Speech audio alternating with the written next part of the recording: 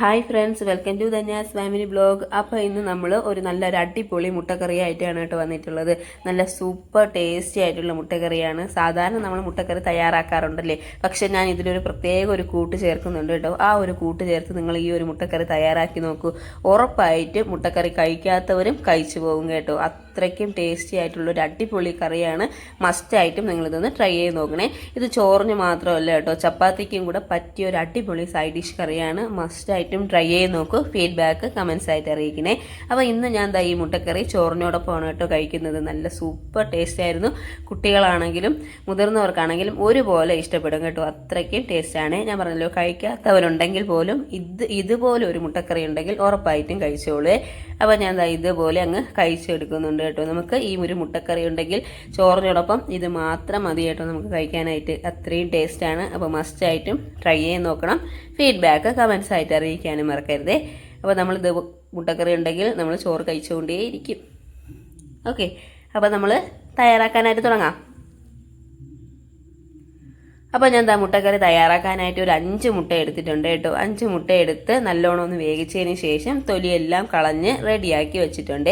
ഇനി നമുക്ക് ഈ മുട്ട ഒന്ന് കട്ട് ചെയ്തെടുക്കണം കേട്ടോ. അപ്പോൾ സാധാരണ നമ്മൾ മുട്ടക്കറിക്ക് ഒന്നുകിൽ ഫുള്ളായിട്ട് നമ്മൾ ഇടും, ഇല്ലെങ്കിൽ 2ആയിട്ട് കട്ട് ചെയ്തെടുക്കും അല്ലേ. അപ്പോൾ ഞാൻ ഇന്ന് ഈ മുട്ടയെ ഒരു 3 പീസായിട്ട് കട്ട് ചെയ്യണം കേട്ടോ. ഇത് അത്യാവശ്യം ഒരു മീഡിയം സൈസുള്ള മുട്ടയാണ് കേട്ടോ. അപ്പോൾ അതുകൊണ്ട് തന്നെ ഞാൻ ഒരു 3ആയിട്ട് കട്ട് ചെയ്യുന്നുണ്ട്. ഇത്തിരി നല്ല വലിയ മുട്ടയൊക്കെ ആണെന്നുണ്ടെങ്കിൽ ഒരു 4 പീസായിട്ട് നമുക്ക് കട്ട് ചെയ്തെടുക്കാം കേട്ടോ. അപ്പോൾ അത്യാവശ്യം ഞാൻ പറഞ്ഞല്ലോ, ഒരു മീഡിയം സൈസ് മുട്ട ആയതുകൊണ്ട് തന്നെ ഇതേപോലെ ഒരു 3 ഭാഗങ്ങളായിട്ട് കട്ട് ചെയ്തെടുക്കുന്നുണ്ട്. ഇതുപോലെ നമ്മൾ കട്ട് ചെയ്യുമ്പോഴത്തേക്കും നമുക്ക് ആ കറിക്ക് ഒരു പ്രത്യേക ടേസ്റ്റ് കിട്ടാനും ഈ മുട്ടയുടെ അകത്തൊക്കെ ആ കൂട്ടൊക്കെ നല്ലോണം ഒന്ന് പിടിച്ച് കിട്ടാനും സഹായിക്കുവേ. അപ്പോൾ ഇതേപോലെ ഫുള്ളായിട്ട് അങ്ങ് കട്ട് ചെയ്തെടുക്കാമേ.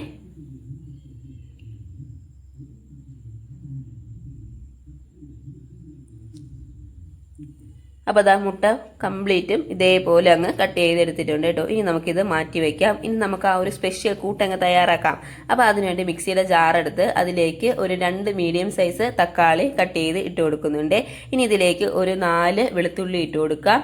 അതിനോടൊപ്പം തന്നെ നമുക്കിതിലേക്ക് ഞാൻ കുറച്ച് കാഷ്യൂ നട്ട് ഇട്ട് കൊടുക്കുന്നുണ്ട് കേട്ടോ. ഇത് ഓപ്ഷനിലാണ്, നിങ്ങളുടെ കയ്യിലുണ്ടെങ്കിൽ ഇട്ടോളൂ കേട്ടോ. അത് ഉണ്ടെങ്കിൽ ഒരു പ്രത്യേക ടേസ്റ്റ് കിട്ടും കേട്ടോ. അപ്പോൾ അതിനുവേണ്ടി കുറച്ച് കാഷ്യൂ നട്ട് ഇട്ടിട്ടുണ്ട്. ഓപ്ഷനിലാണ്, ഉണ്ടെങ്കിൽ ഇട്ടോളൂ കേട്ടോ. ഇനി ഇതിലേക്ക് ഞാൻ 2 പച്ചമുളക് ആഡ് ചെയ്യുന്നുണ്ട്. 2 3 നമ്മുടെ എരിവിനനുസരിച്ച് ആഡ് ചെയ്യാം കേട്ടോ. ഇനി ഇതിലേക്ക് കുറച്ച് ഒരു കൈപ്പിടി അളവ് മല്ലിയിലയും കൂടെ ഇട്ട് കൊടുക്കാമേ. അതും കൂടെ ഇട്ടതിന് ശേഷം കുറച്ച് വെള്ളവും കൂടെ ഒഴിച്ച് നമുക്കിത് നല്ലോണം ഒന്ന് അരച്ചെടുക്കണം കേട്ടോ. ഫൈനായിട്ട് അരച്ചെടുത്ത് കൊണ്ടുവരാമേ.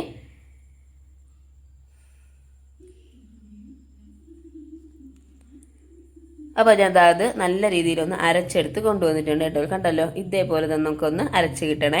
അപ്പോൾ ഇതിവിടെ റെഡി ആയിട്ടുണ്ട്. ഇനി നമുക്കിത് മാറ്റി വയ്ക്കാം. ഇനി നമുക്ക് മുട്ടക്കറി തയ്യാറാക്കാനായിട്ടുള്ള ഒരു പാൻ വയ്ക്കാം. അതിലേക്ക് നമുക്ക് 2 ടേബിൾ സ്പൂൺ എണ്ണ ഒഴിച്ചു കൊടുക്കാം കേട്ടോ.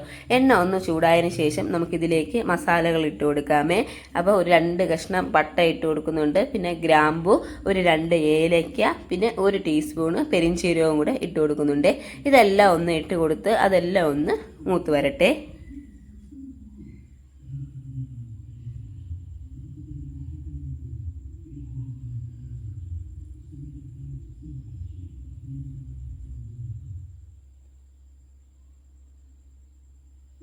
അപ്പോൾ അതെല്ലാം ഒന്ന് മൂത്ത് വന്നതിന് ശേഷം ഇതിലേക്ക് ഞാൻ ഒരു മീഡിയം സൈസ് സവാള 2 കട്ട് ചെയ്തെടുത്തിട്ടുണ്ട് കേട്ടോ. അത് നമുക്ക് ഇതേപോലെ ചെറിയ ചെറിയ പീസുകളാക്കി പൊടിയായിട്ട് കട്ട് ചെയ്തെടുത്ത് നമുക്കത് ഇതിനോടൊപ്പം അങ്ങ് ഇട്ട് കൊടുക്കാം കേട്ടോ. ഇട്ട് കൊടുത്ത് സവാള നല്ലോണം നമുക്കൊന്ന് വഴണ്ടി കിട്ടണം കേട്ടോ. അതിൻ്റെ നിറമൊക്കെ ഒന്ന് മാറി വരുന്നത് വരെ നമുക്കതൊന്ന് വഴറ്റിയെടുക്കണേ.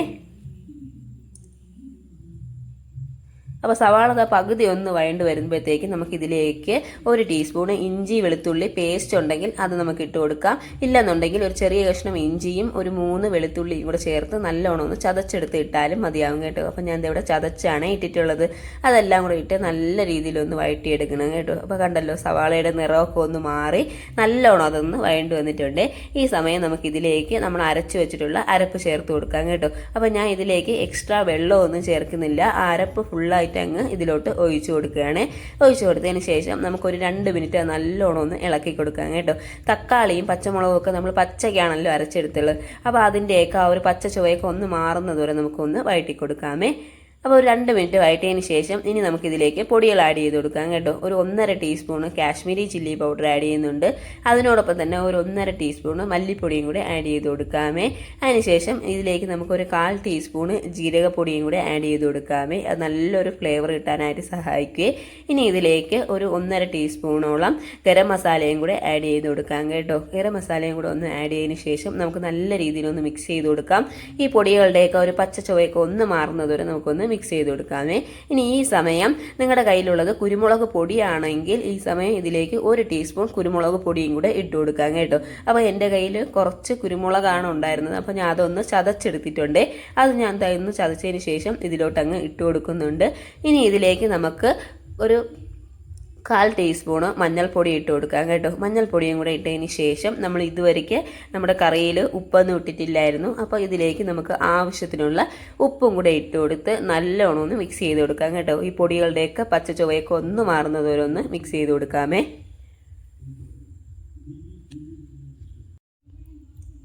അപ്പോൾ എല്ലാം കൂടെ നല്ലോണം ഒന്ന് മിക്സ് ചെയ്ത് കൊടുത്തതിന് ശേഷം ഇനി ഇതിലേക്ക് നമുക്ക് ആവശ്യത്തിനുള്ള വെള്ളം ഒഴിച്ചു കൊടുക്കാം കേട്ടോ. അധികം നമ്മൾ ഒരുപാട് വെള്ളം ഒഴിച്ചു കൊടുക്കേണ്ട ആവശ്യമില്ല. ഏകദേശം 1 കപ്പോളം വെള്ളം നമുക്കിതിലോട്ട് ഒഴിച്ചു കൊടുക്കാമേ. നമുക്ക് ഗ്രേവി എത്രത്തോളം വേണോ അതിനനുസരിച്ച് വെള്ളം ഒഴിച്ചു കൊടുത്താൽ മതിയാവും കേട്ടോ. അപ്പോൾ ഞാൻ ഇവിടെ 1 കപ്പ് വെള്ളം ഒഴിച്ചു കൊടുക്കുന്നുണ്ട്. ഇനി നല്ലോണം ഒന്ന് മിക്സ് ചെയ്ത് കൊടുക്കാം. മിക്സ് ചെയ്ത് കൊടുത്തതിന് ശേഷം നമുക്കിത് അടച്ച് വെച്ച് ഒരു 2 മിനിറ്റ് ഒന്ന് അടച്ച് വെച്ച് വേവിക്കാം കേട്ടോ. അപ്പോഴത്തേക്ക് ഇത് നല്ലോണം ഒന്ന് തിളച്ച് എണ്ണയൊക്കെ ഒന്ന് പിരിഞ്ഞ് വരും. ആ ഒരു പരുവാകുന്നവരെ നമുക്കൊന്ന് വേവിച്ചെടുക്കാമേ. അപ്പം ഞാൻ ഒരു 2 മിനിറ്റ് ഒന്ന് അടച്ച് വേവിച്ചിട്ടുണ്ടായിരുന്നു കേട്ടോ. കണ്ടല്ലോ, എണ്ണയൊക്കെ നല്ലോണം ഒന്ന് പിരിഞ്ഞ് ആ ഗ്രേവിയൊക്കെ ഒന്ന് തിക്കായിട്ട് വന്നിട്ടുണ്ട്. ഇനി ഇതിലേക്ക് നമുക്ക് കുറച്ച് മല്ലിയില ഇട്ട് കൊടുക്കാം. മല്ലിയിലയും കൂടെ ഇട്ടതിന് ശേഷം നല്ലോണം ഒന്ന് മിക്സ് ചെയ്ത് കൊടുക്കാമേ. അപ്പോൾ അത്യാവശ്യം ഒരു തിക്കായിട്ടും എന്നാൽ ഒരുപാട് തിക്കായിട്ടും അല്ല കേട്ടോ. ഈ ഒരു പരുവത്തിലാണ് കറി ഇരിക്കുന്നത്. ഇനി ഇതിലേക്ക് നമുക്ക് മുട്ട, നമ്മൾ എടുത്തു വെച്ചിട്ടുള്ള മുട്ട ഓരോന്നായിട്ട് അങ്ങ് ഇട്ട് കൊടുക്കാമേ.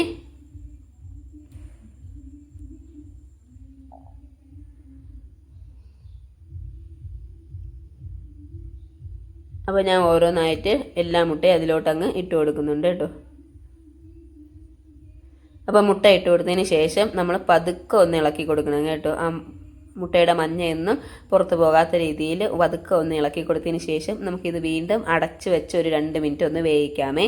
അപ്പോഴത്തേക്കും ഈ കറി മുട്ടയിലേക്ക് നല്ലോണം ഒന്ന് പിടിച്ച് കിട്ടും കേട്ടോ. ഈ സമയം നമുക്ക് അത്യാവശ്യം ഉപ്പ് നോക്കാം കേട്ടോ. ഉപ്പ് നോക്കിയിട്ട് ആവശ്യമെങ്കിൽ കുറച്ച് ഉപ്പും കൂടെ ആഡ് ചെയ്ത് കൊടുക്കാമേ. അപ്പോൾ അതാ ഇതേപോലെ ഒന്ന് ഇളക്കി കൊടുക്കാം കേട്ടോ. അപ്പോൾ എന്താ അടിപൊളിയായിട്ടുള്ള ഒരു കറി ഇവിടെ റെഡി ആയിട്ടുണ്ട് കേട്ടോ. അപ്പോൾ ഇത്രയേ ഉള്ളൂ. നല്ല സൂപ്പർ ടേസ്റ്റി ആയിട്ടുള്ളൊരു മുട്ടക്കറി ഇവിടെ റെഡി ആയിട്ടുണ്ട്. ചോറിനും ചപ്പാത്തിക്കും അടിപൊളിയാണ്. അപ്പോൾ മസ്റ്റായിട്ടും ട്രൈ ചെയ്ത് നോക്കൂ. ഫീഡ്ബാക്ക്